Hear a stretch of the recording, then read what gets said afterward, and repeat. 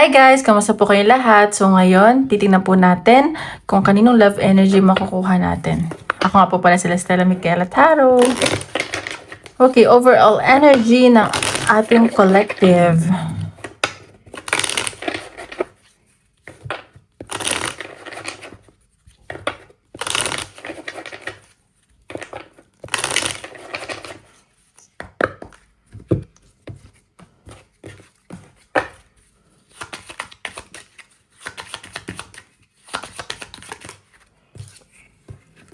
Rescue. So, yung iba dito, siguro parang nalulungkot, ganyan, or, may dumating na someone na, kumbaga siya yung nag-rescue sa'yo sa pagkakalugmok, sa sadness, sa past mo, ganyan. Siya yung tumulong sa'yo. Siya yung tumulong sa'yo bumangon ulit, maging positive, ganyan. And medyo leader type tong person na to.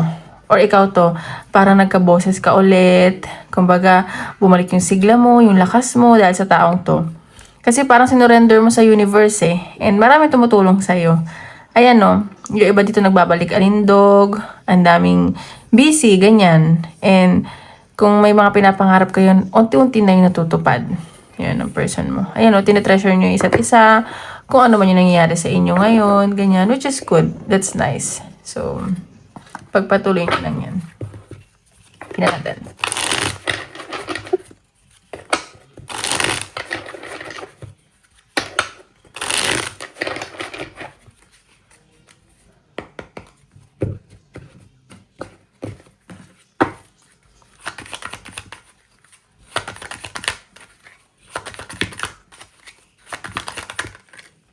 Kim. So, ayan. Meron taong dito nag-iisip sa'yo.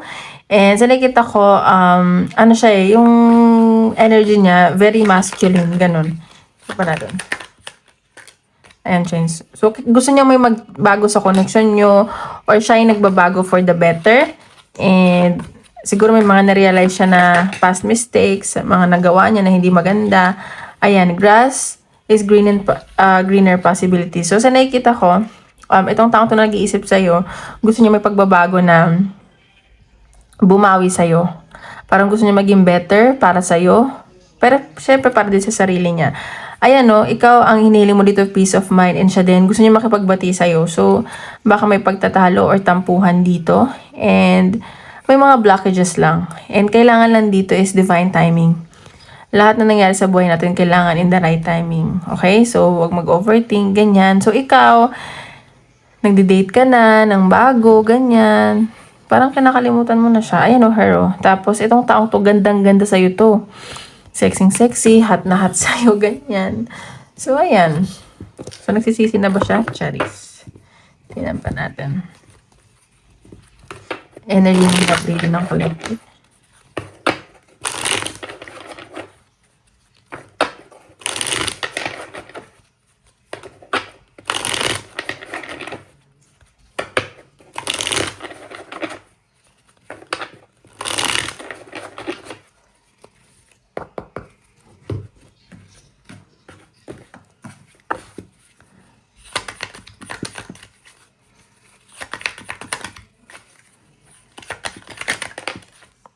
Yan, family. So, nakikita ko dito, focus kayo sa family. At hinihiling nyo yung lalaki o babaeng family-oriented, ganyan. And gusto nyo ng masayang pamilya, ng masayang home. Yung peaceful, yung masaya lang. Ayan, good news. So, may paparating na good news para rin sa pamilya nyo or when sa pagpapamilya. May nakikita akong messages na paparating at matutuwa kayo dito ng pamilya mo or kayo ng person mo, pamilyado, ganyan. May good news na paparating sa inyo. Iba natin. Dalawa yung lumabas. Salam. Okay, so ayan. So, sa nakikita ko dito, may good news na paparating kasi deserve mo to. At na person mo at ng pamilya nyo. And siguro nagdasal ka. And inano mo yung moral mo. Ano ba tawag dito? Ano ba yun na? Ano ko sa Tagalog? Parang maintain mo yung moral mo, ganyan. And mababait ka sa ibang tao. Siguro may magre-regalo sa'yo. Or may mabibigay sa'yo something na ikatutuwa mo. Ayan o, medyo malungkot yung iba dito.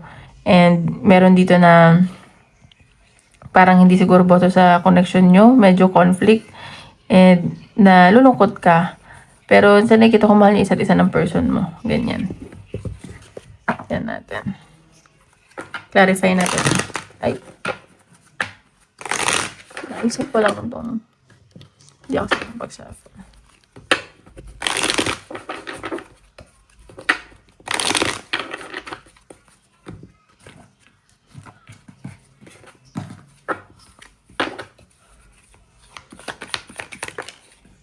O, ayan, family. So, may siguro itong family may pag-travel or meron kayo pinagpaplanuhan na reunion, bonding ng pamilya mo, ganyan. At may messages din na paparating talaga sa pamilya mo or from your family na matutuwa kayo, ganun.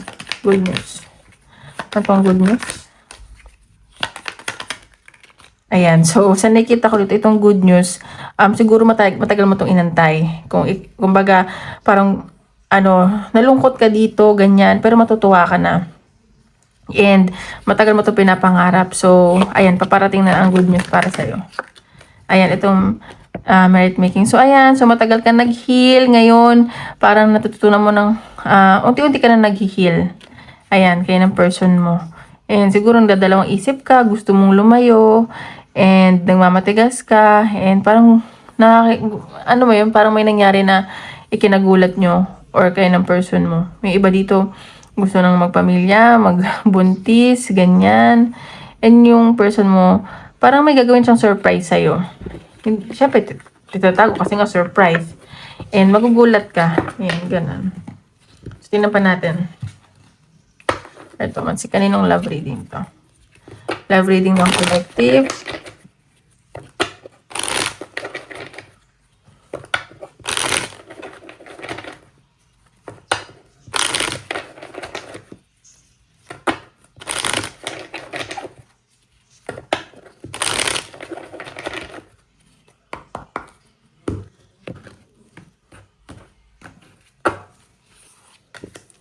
Stability. So, itong connection nyo, merong stability, and ito yung gusto ng person mo, and attracted to. Sobrang tempted to sa'yo itong taong to.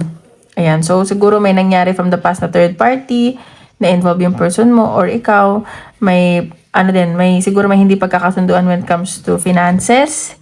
Parang kayo, napagod na kayo eh. Ang tagal nyo nag-antay, ganyan. Ang tagal nyong nag-heal. Ayan o. So, may pag-travel sa communication. May nakita akong bigla ang travel sa inyo ng person mo. Ayan. So, yung finances nyo, kung hindi man naging okay, huwag kayong mag-alala. Magiging okay na daw yan. And medyo may mga delays lang.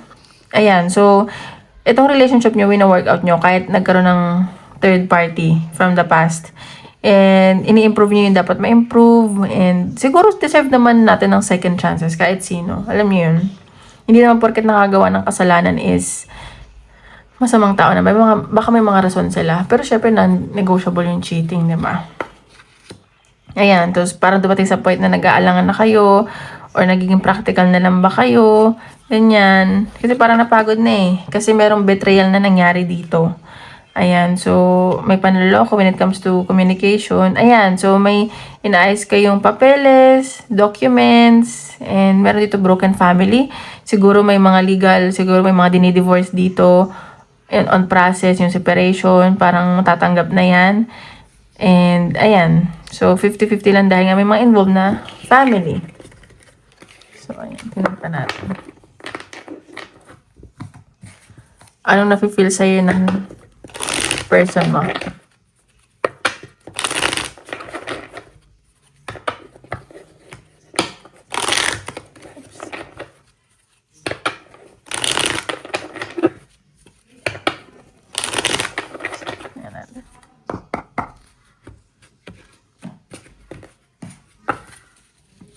Ano na-feel sa'yo ng person mo? Ayan. So, namimiss ka nito. And meron din someone na nakakaisip sa'yo from the past. And medyo kababata mo to. Or may mga anak kayo. Namimiss ka niya. Iniisip-isip ka niya. Ayan. So, ayan. Gusto niya na siguro kung someone from the past, so gusto niya magkaroon kayo ng partnership, pagbabalikan. Kasi mutual naman yung nararamdaman ninyo eh. Ganyan. And, ayan. Gusto niya talaga i-work out to. Itong taong to nagpapaka-busy sa trabaho para hindi kanya maisip. Pero namimiss ka talaga niya eh. Iniisip-isip ka talaga niya. Hindi ko mawala sa isip niya. Ayan. So, may binabalanse dito. May pagbalanse itong person mo. Kasi siguro busy din siya sa trabaho. And yung attention niya na di-divide sa'yo. Ayan. Nadi-divide sa inyong trabaho tsaka ng... Ayan. May ano siya eh. Ayan. Ayan. So, namimiss niya yung pagiging generous mo. Yung pagiging... Nung okay pa kayo. And yung nagbibigayan kayo. Ganyan. Pero sa nakita ko, gusto niya yung ganun. Yung mutual yung actions nyo, yung feelings nyo. Yung ano lang kayo, chill.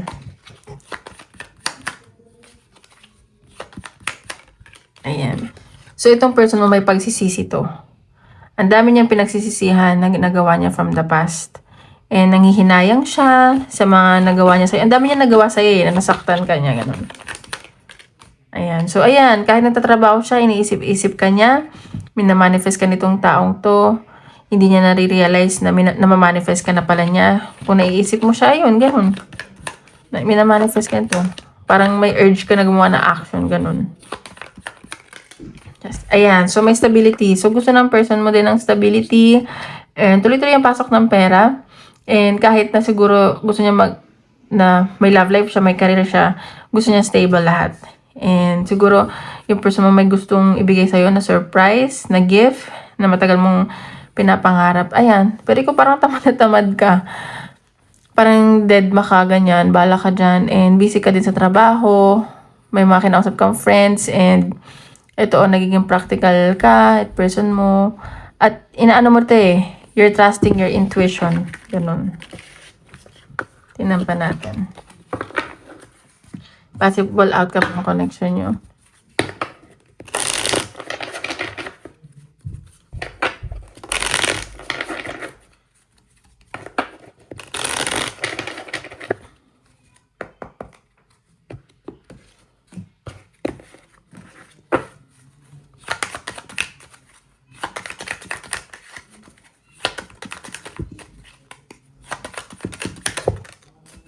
Knight of Cups. So, meron pa dito nagkakagusto sa'yo.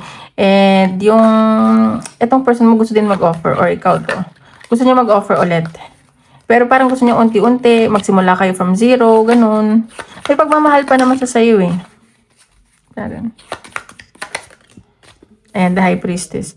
So, ayan, nakikita ko dito, both of you, susundin yung intuition nyo. Hindi kayo basta-basta gagawa ng action.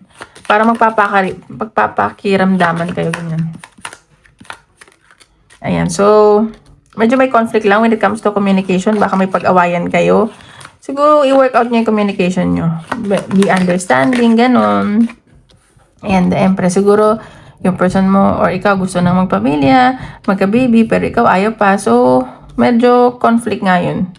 Ganon. Siyempre, hindi naman basta-basta yung pagpapamilya, di ba? Gandang-ganda sa'yo talaga yung person mo. Ayan. So, 2 of Wands. Itong taong to, nag-aantay lang to. Gusto ka makasama. And sobrang bored na siya. Siguro magkalayo kayo. Magkaiba kayo ng mundo, ng oras. Ganun. Ay, isa lang po. Sige, natin. Yung lumabas yung 7 of Swords. So, ikaw, siguro, isa sa inyo tatakot. Baka may tinatago or may hindi sinasabing totoo.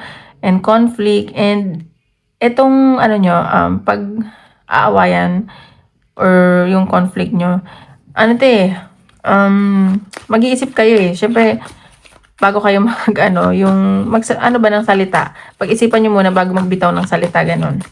Kasi baka pagsisihan nyo daw, ganyan. Ayan, the Chariot. So, ayan, may success ako nakikita, may travel sa inyo, and sa nakikita ko na siguro magkaiba kayo ng pananaw sa buhay, kaya siguro may conflict. Pero sa nakikita ko, maayos at maayos nyo to. Ayan, so siguro may bibili dito ng sasakyan or magpapaayos ng sasakyan.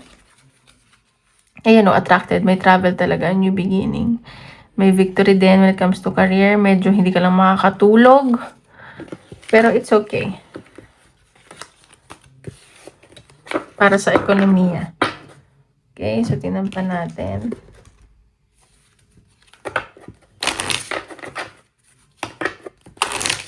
Love reading ng collective.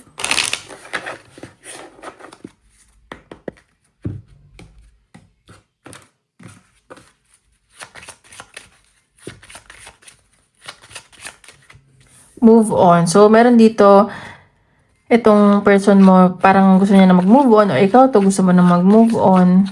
Someone from the past to, parang iniisip niya na, ay, hindi ka naman na pwede. So, mag-move on na lang daw siya.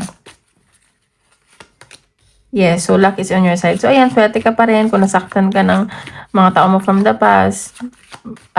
Swerte ka pa rin. So, if may nakita kayong ladybug, it's a sign na matutupad na yung mga wish nyo, yung prayers nyo, and swerte yun, yung mga ladybug. So, may makita kayong ladybug, baka, ayan.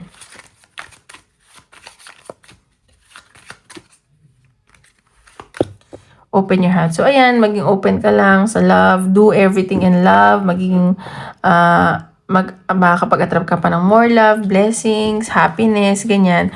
Gold digger. So, iba dito, ingat ka lang, baka may gumagamit sa inyo, or wag ka daw gumamit na ibang tao. Ayan. Kaya tingnan pa natin. Messages ng person mo.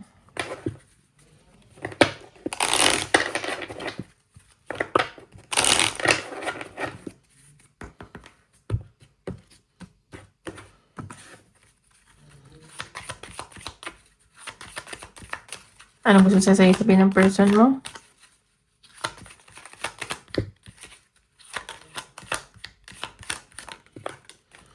You speak to me through music. So, ayan, nakikinig to ng mga music and naalala ka niya or may mga kanta na nakakapagpaalala sa'yo. Mas nag-heal siya, ganyan. I love you. So, ayan, mahal ka niya. Mahal na mahal ka daw niya. Hindi niya masabi. Ba't sasabihin? I'm starting to understand our connection. So, ayan, nare-realize niya na yung connection nyo, na akala niya, wala lang. Yung pala, importante ka sa kanya, yung connection nyo. Ayun, so many things remind me of you. Inaalala ka niya, namimiss ka nitong taong to. Ayan, so tingnan natin, general reading.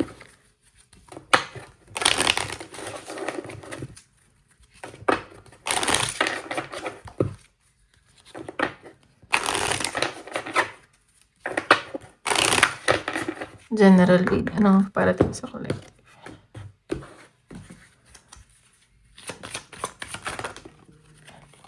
Ayan. So, meron dito naguguluhan and ayaw makipag-usap.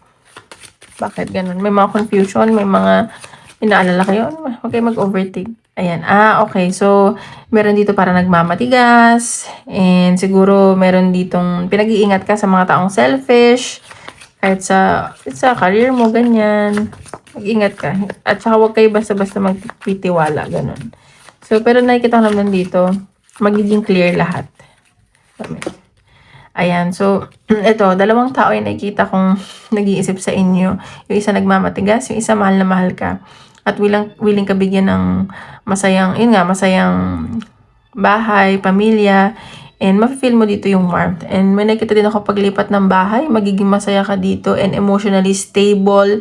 And magkakaroon ka ng peace of mind dito. Baka maglilipat ng trabaho or kumpanya. So, ayun lang, mag-ingat lang sa mga taong selfish. Huwag ka din maging selfish. Ayan, so may stability ako nakikita. Siguro may natapos, pero may kapalit din naman na maganda. Ayan.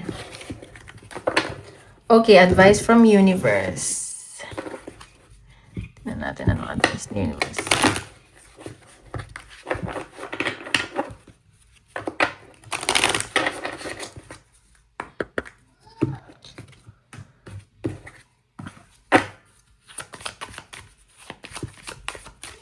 Advice ni universe.